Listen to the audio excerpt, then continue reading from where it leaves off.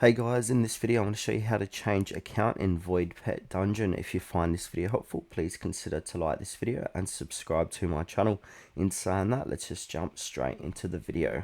Okay, so what we first want to do is open up Voidpet and then click on the gear cog icon to get into side of settings.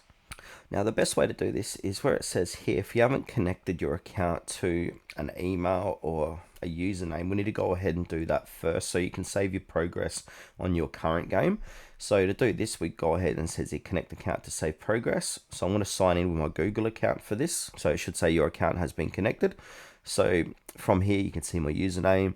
Now it says connected to Google. Now in order to change your account, what we can do is exit out of this and then just come back to the home screen.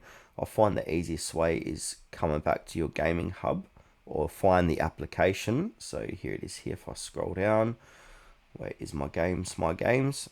Now I want to go ahead and click and hold down the game. Click onto click onto storage and clear data. Click on delete.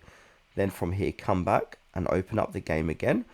Now it's going to say sign in with Google. So go ahead and sign in the other Google account to play or change account, or you can create a new account by signing in with another Google account on your device.